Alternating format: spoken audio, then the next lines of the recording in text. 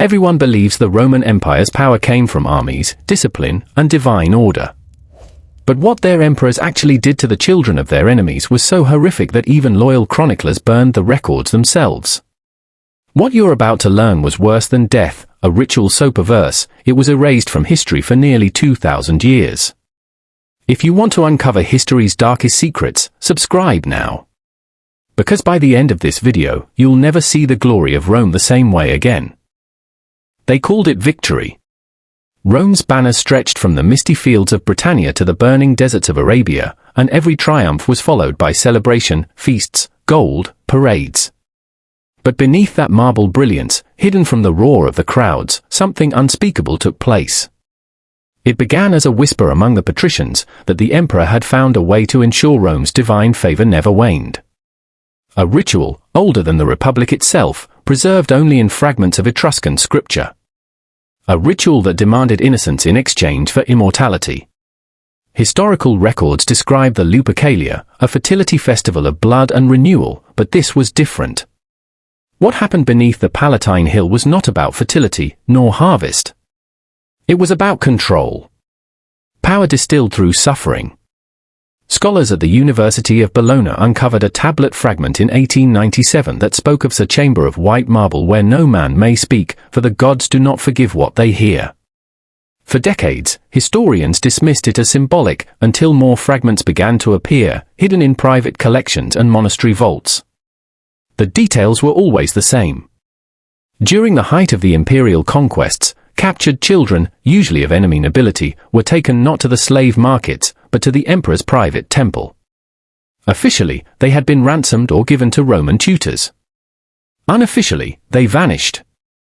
The ritual was said to occur only when Rome's enemies were crushed and its borders expanded, a ceremony of eternal supremacy. Eyewitness accounts are nearly non-existent, yet one letter, written by the Stoic philosopher Lucius Calvus in 142 CE, survived through careful concealment. He wrote, "The marble below the palace runs red at night. The air itself recoils. They call it piety. I call it blasphemy." He was executed for treason of the tongue.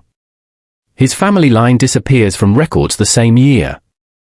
Archaeologists who excavated beneath the Domus Augustana in 1982 found a sealed room, the wall scorched, the floor blackened by residue tests confirming organic material.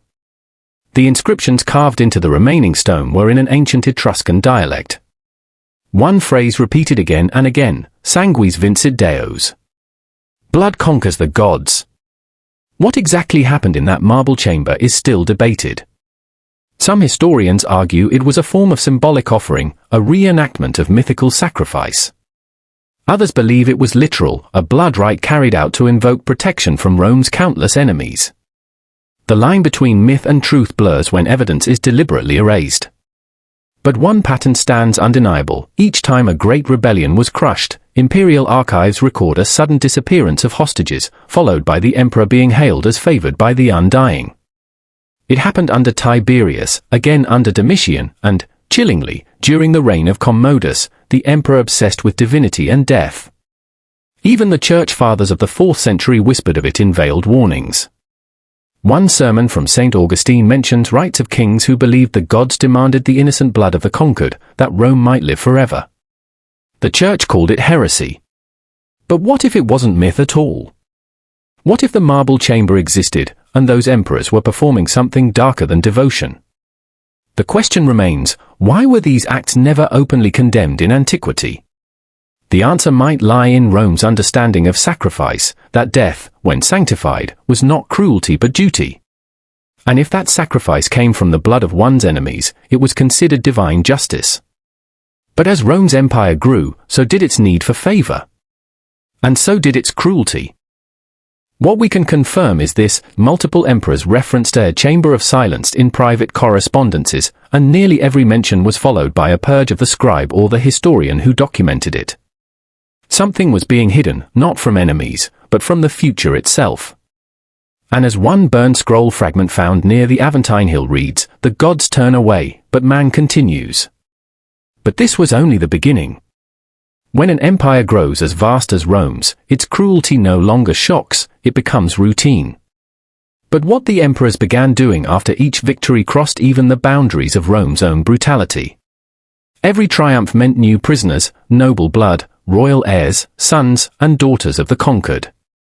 To the public, these children were trophies of war, paraded in golden chains before the emperor's chariot. Yet days later, they vanished.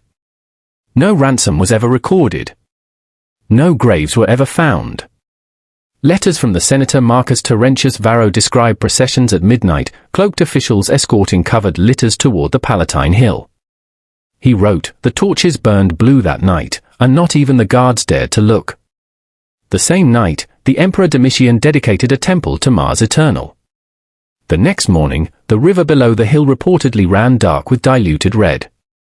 Citizens whispered of purification rites. But some said the screams came long before the water changed. In Judea, accounts from Roman deserters claimed that after the Second Revolt, more than 100 children of rebel leaders were shipped to Rome for divine judgment. They were never seen again. An inscription found in Ostia in 1979 bears a chilling dedication to the gods who hear the silent. Historians at first dismissed it as a funerary marker, until carbon dating placed it precisely in the year of Emperor Hadrian's triumph over Judea. The phrase, "the silent," appears nowhere else in Roman religion. But the most disturbing evidence came from Britannia. In 2003, excavations near what was once a Roman encampment uncovered a chest buried deep beneath the foundations of a bathhouse. Inside were fragments of bone, child-sized, and a bronze amulet depicting the twin-faced god Janus, the deity of transitions, doors, and gateways.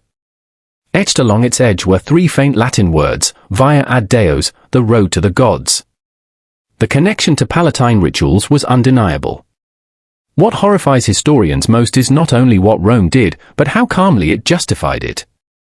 To them, these children were not victims, they were bridges. According to fragmented temple documents found in the Vatican archives, the belief was that a divine favor demands balance, the blood of fallen kingdoms strengthens the hand of the victor. It was theology weaponized into statecraft.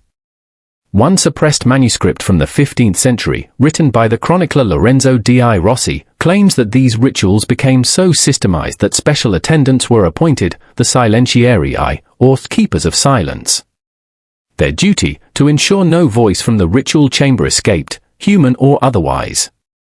The existence of the silentiarii was long considered legend. But last year, a private collection in Turin revealed a marble tablet bearing their insignia, a serpent devouring its own tail, encircling the Latin phrase Vincit per tenebras, he conquers through darkness. Every new discovery adds another layer of horror, each fact dragging the myth closer to reality. And yet, even now, historians disagree on how far the emperors went. Some cling to denial, insisting it was performance, not death. Others, haunted by the physical evidence, believe it was ritualized execution disguised as devotion. But this much is certain, the empire's golden age was not only built on conquest, it was fed by it. And the victims were not forgotten by chance. They were erased by design. Still, one question burns through every surviving fragment, every whisper from beneath the marble floors. If these rituals were so secret, why were they conducted at all? Why risk discovery, rebellion, divine wrath? The answer lies in what came next, a night that transformed Rome's ritual cruelty into something that even its own gods could not forgive. Because the next ceremony was no longer about power. It was about pleasure. But it gets worse. By the 2nd century, Rome no longer hid its excess, it glorified it. The emperors had grown convinced that divine favor could be purchased, not earned. Yet for some, the line between worship and indulgence had completely vanished. What began as ritual sacrifice had evolved into something darker, something whispered about even in the upper chambers of the Senate. They called it Coena Tacita, the Feast of Silence. No records of it exist in official imperial archives, but fragments of private correspondence reveal its preparation was treated with more secrecy than war campaigns. One letter, attributed to the historian Suetonius, mentions an invitation sealed with black wax and delivered only to members of the emperor's inner circle. Attendance, it read, is both an honor and a warning. Eyewitnesses never lived to describe what they saw, but a stolen document from the Vatican's restricted collection, written by an unnamed monk in the 9th century, describes a chilling second-hand account. They dined without laughter, without music. The air was thick with incense and rot. And at the height of the ceremony, the emperor lifted a silver chalice, whispering words no tongue of man should speak. Then the screaming began.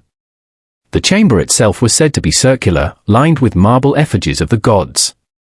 In the center, a table carved from obsidian, its surface engraved with constellations, a reflection of the heavens where the gods watched. Above, torches burned with oil laced with myrrh and human fat, releasing a suffocating sweetness. The attendants, the silentiarii, moved like shadows, their mouths covered in gold cloth to prevent any sound.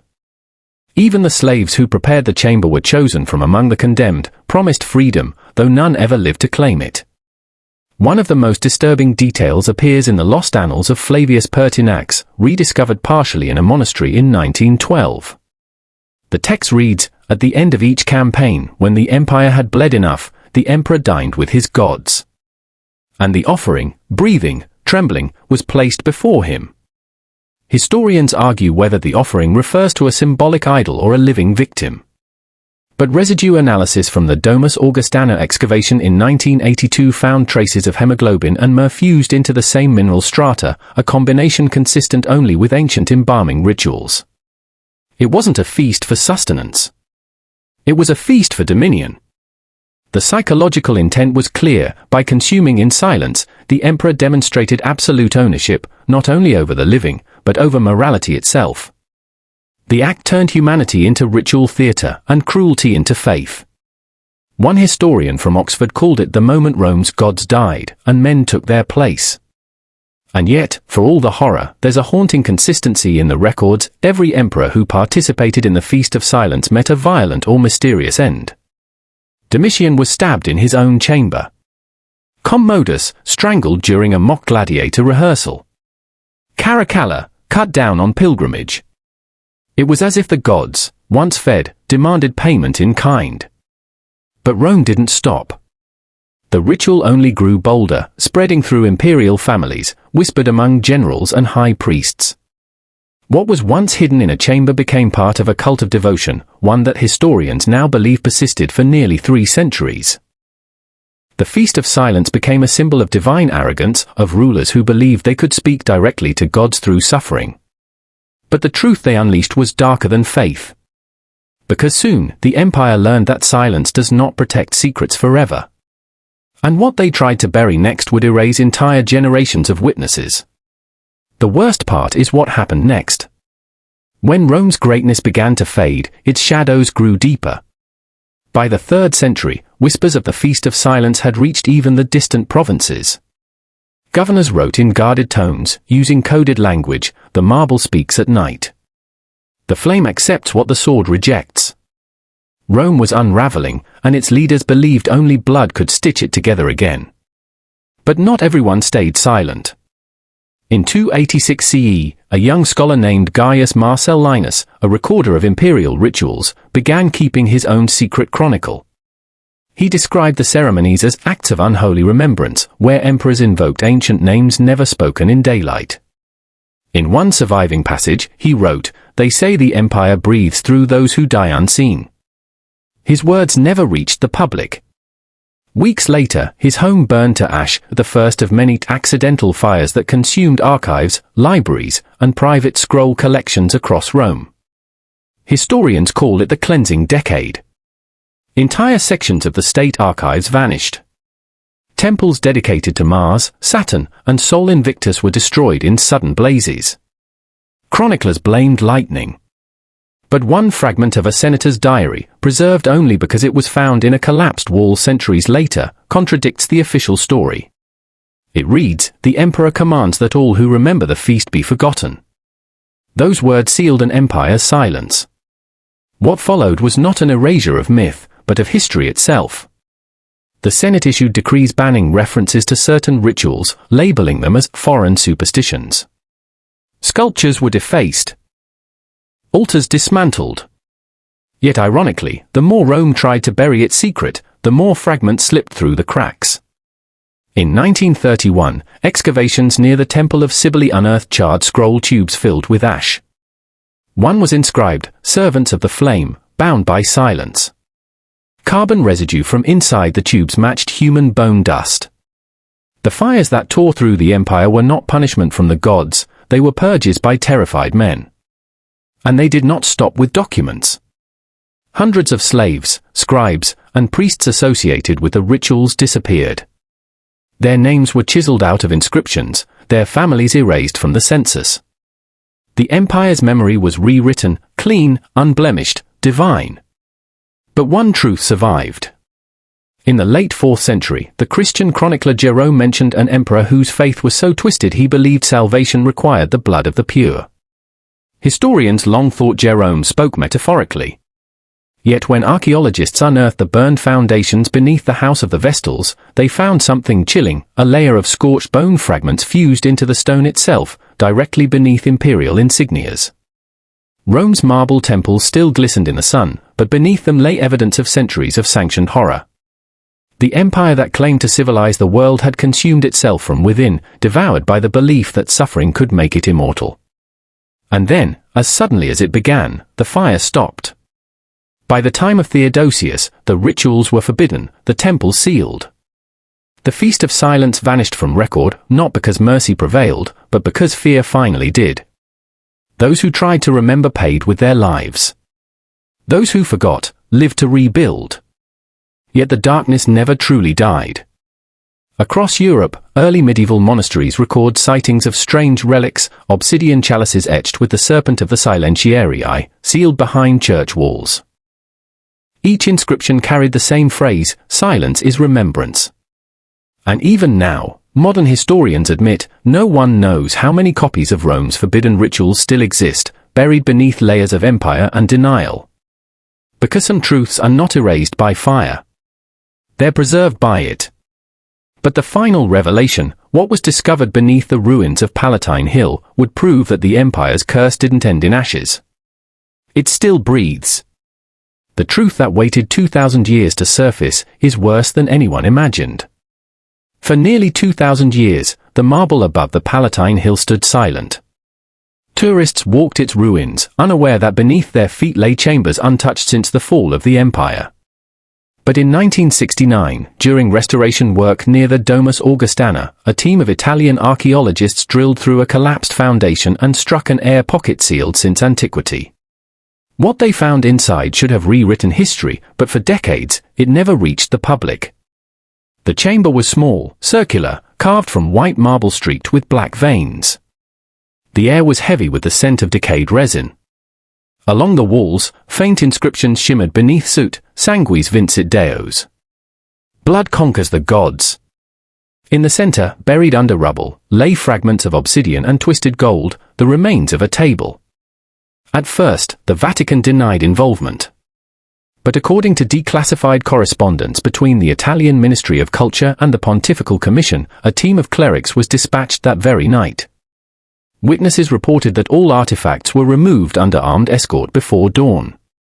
For 10 years, the site was sealed for safety concerns. Only 2 photographs survived, leaked decades later by an assistant archaeologist named Carlo Ventresca. One image showed an engraving too precise to be coincidence, a serpent devouring its own tail, encircling the phrase "Vincit per tenebras." The same symbol that once marked the silentiarii. Historians who studied the images noticed something else. Around the chamber walls, carved between the Latin inscriptions, were faint outlines, small, delicate forms, unmistakably human. Children. Their arms raised as if shielding themselves from light. Their eyes carved wide open. Forensic analysis of the debris revealed residues of human bone, myrrh, and iron, the same combination found in the Feast of Silence layers beneath the palace. But there was one anomaly, traces of olive oil mixed with animal fat, dated to a much later period, the 5th century, long after the rituals were supposedly destroyed. Someone had returned. By the 1980s, a handful of Vatican archivists began whispering that remnants of the cult had survived Rome's collapse, migrating underground, adapting through time. In a suppressed essay found after his death, historian Father Aurelio Fontana wrote, the silentiarii were never abolished. They were reborn in secrecy, reshaped to guard not emperors, but memory itself. If he was right, then the Feast of Silence did not die in the flames. It was inherited, preserved by those who believed silence was sacred. Some researchers even traced the serpent insignia to 16th-century secret societies in Florence, then later to 19th-century orders rumored to have ties with the Vatican's shadow archives. The implication is terrifying. Rome's darkest ritual didn't vanish, it evolved. Modern excavations under the Palatine in 2017 uncovered another sealed vault. Inside were clay tablets etched with the names of Roman provinces, and beneath each, a single Latin phrase repeated, "Servants of the Flame, bound by silence." The pattern matched the burn tubes unearthed in the 1930s. Whatever happened there, it was systematic, deliberate, and enduring. Historians are left with one haunting question: why did Rome, the mightiest civilization of its age, believe that divine favor required the suffering of the innocent? Some argue it was madness. Others see it as the inevitable decay of unchecked power. But perhaps it was something worse, an understanding that empires survive not through virtue, but through sacrifice. Even now, the Palatine Hill is closed after dark. Guards say it's for preservation, yet visitors claim to hear faint voices echoing beneath the marble, as if the past still pleads to be forgotten. What began as victory became devotion. What was devotion became obsession. And what was obsession became Rome's curse. 2 millennia later, the world still walks in its shadow, building monuments on bones, repeating the same silent bargains. Because what Rome taught us, more than conquest or culture, is this: some empires are never destroyed. They are merely buried alive.